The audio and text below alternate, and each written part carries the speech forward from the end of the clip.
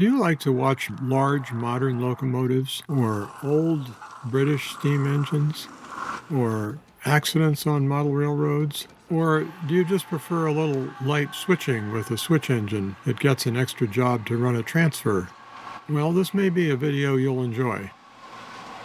Hi, this is Burr Stewart. Bang! And welcome to part 110 of my continuing series of model railroad operations videos.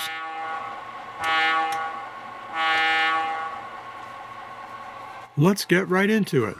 First up, we're going to watch a classic British steam engine hauling some classic mineral wagons, as they're called in Britain. I would call them ore jennies, but in any event, they're short, open-top cars that are used for hauling iron ore, coal, coke, and these sorts of things. And here, this steam train is coming northbound through my model railroad layout, which is supposed to be based in 1973 in Seattle, Washington.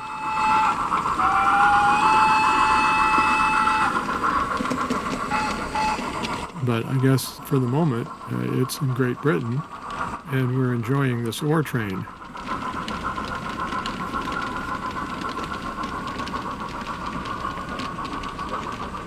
And you'll agree, if you're a model railroader, that it's kind of fun to watch ore trains slink around curves, especially when they're pulled by a steam engine.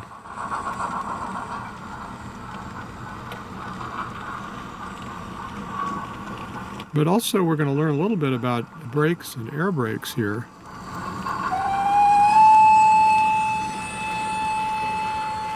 But first let's head over past the dispatcher's office to watch the train come out of a tunnel next to Mount Rainier.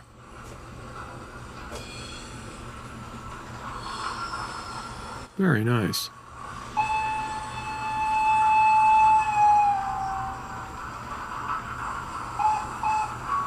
These mineral wagons have different types of brake setups. The white stripe you see on the first few indicates that they have end dumps on the front and rear of the car where they can dump the loads out the side. And I believe they also have brake pipes so they can use the vacuum brakes that were common in the early British railroading.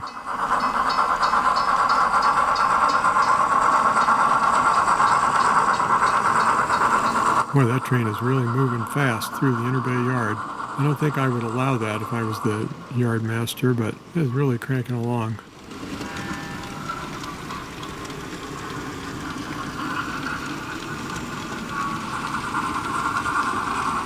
Now here you're going to see, oh, the camera ran right into the bridge. Oops, never mind. The show must go on.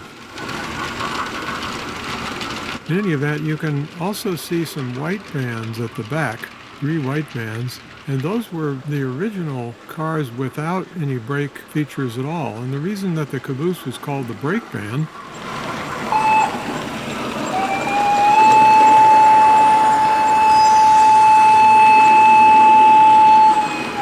is because they had a person riding in the rear car that could apply the brakes manually just on the caboose. And some of these trains were just braked by the engine and the caboose, and the cars themselves didn't have brakes, at least in the early days.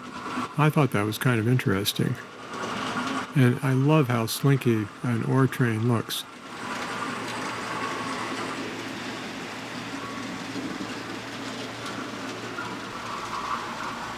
For today's video, a lot of it I shot with a decent Sony Handycam, so we've got some telephoto shots like you're seeing here, and then we zoom back out to the full view. We have stereo audio, which you'll notice if you're watching this with headphones, and hopefully it's a generally better video than most of my videos, although I don't have anything wrong with most of my videos. They're fun. The whole point here is to have fun with trains. Our train has now come all the way around from Seattle to Everett and is slowly pulling into Everett's Bayside Yard, past a couple of brand new SD60M locomotives that we'll be testing here shortly. You'll get to see them in a minute. But first we have one last look at this little ore train, which I enjoy very much. In the States we would call this a rock train, although these cars are empty. I'll put a link in the description below for a couple of the rock train videos that I've made using US prototype, or Jennies as we call them. Anyway, here the train is pulling through the yard. And unlike the last video where the train crashed at the end of it into the yard, we're going right on through and coming out the tunnel on the other end of Everett, across the Snohomish River Bridge.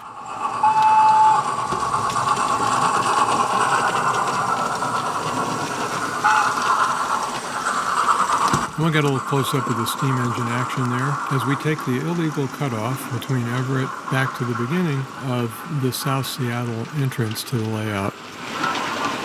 The foam core gator board you see there on the left is the base for a new sugar factory that Tim Smith is working on at the moment, so you can look forward to updates on that construction soon. On the right is the staging yards that I have for Tacoma and Portland. Well, switching gears, now we have those two SD60M engines that were just recently released by Athearn Genesis. I think it's a second run of them, and my friend Dave brought two that he had purchased over to break in.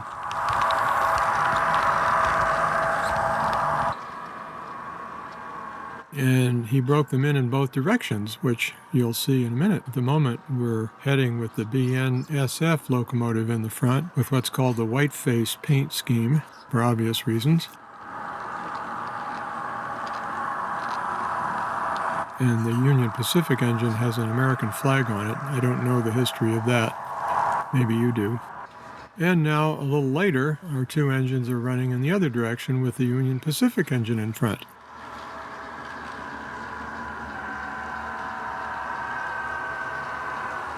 I posted a short video about this recently, but I thought you'd like to see it in the full, long form, these engines and how nice they look.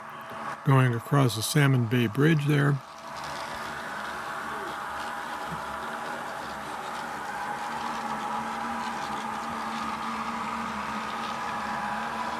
That's a bare stretch of scenery we'll have to work on that's approaching the Emerson Street overpass and the Inner Bay Yard.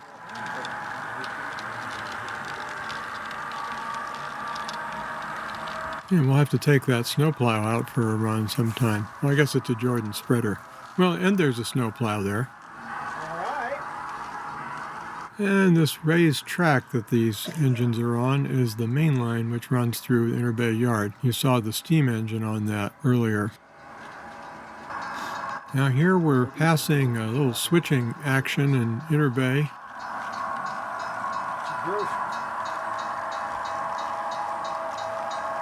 Scott was using a switch engine to push this cut into the right track.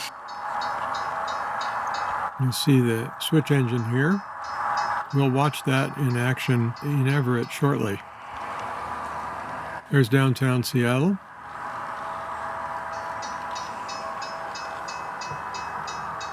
And these engines are charging off towards Mount Rainier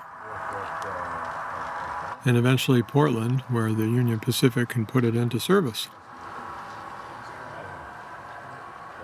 Well, now we have a few bangs while Scott does some switching in Everett to straighten things out. And after that, he'll take a transfer run over to Inner Bay. Bang! How do you like my new graphic for bangs? I thought it's a new year, we might as well raise the bar a little bit.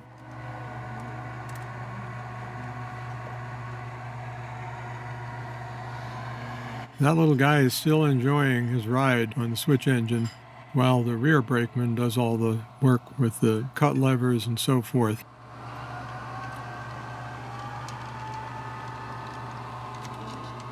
There's Glacier Peak on the background on the wall there, one of the volcanic peaks in the Cascade Mountains.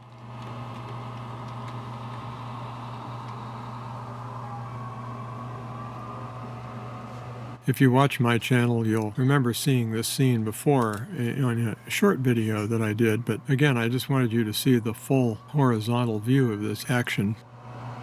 North door is the gray building on the left, and that binder clip is holding up a signal, which is a temporary thing we'll have to fix one of these days.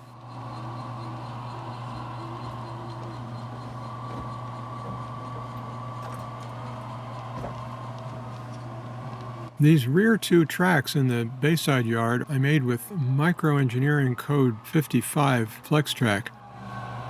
They look really good. Bang! Now he pulls the stretch test to make sure he hooked up, and he's going to go push these cars over towards some other cars, giving us a third bang.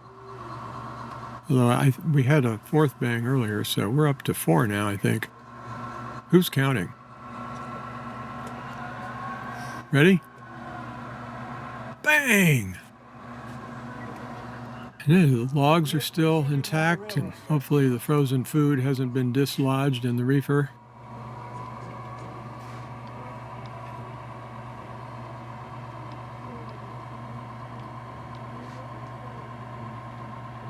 This particular shot I did with a cell phone, which is why some of it was out of focus.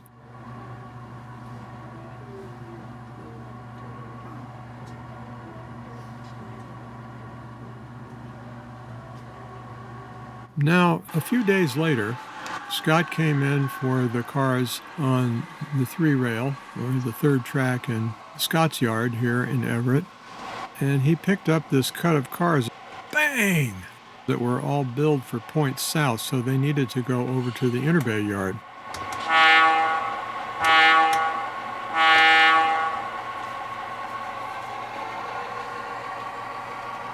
That blue wood chip hopper is a 3D printed model that really is beautiful, and I look forward to weathering it and giving it a load and some of those things.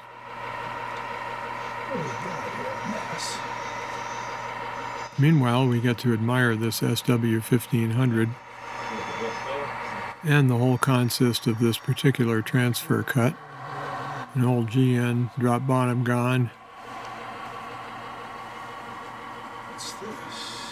And we already saw that log car and the Alaska Railroad box car and a water tank car.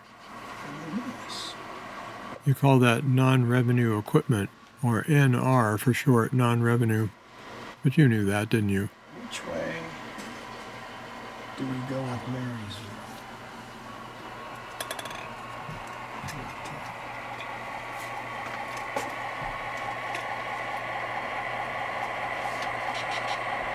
So we're going to enjoy looking at the coupler area. Oh, the guy looks like he's not really paying attention, but this is where they do the brake test. They pump up the air and make sure that the brakes are all working before they head out on this excursion from Everett down to Seattle. And here they're hauling along the low line, which is right on the Puget Sound waters. I built this retaining wall with gravel that I sifted so I'd have the right size rocks.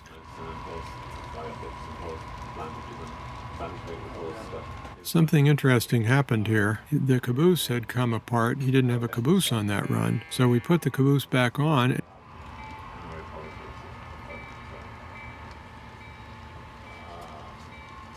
And it came off again. So a little bit later, we watched it carefully, and it came off again. I'm going to let you watch that again. Obviously, the coupler on the right-hand car is too high. So we sent this car off to the maintenance shop, and we'll fix it one of these days. So that brings us to the end of another fun video about the goings-on here at the Burrlington Northern Model Railroad. I hope you enjoyed it, and you'll look at some of the other videos on my channel, which are highly varied, both within them, as this one was, or between them. And at this point, this is Burr Stewart, wishing you much fun with trains.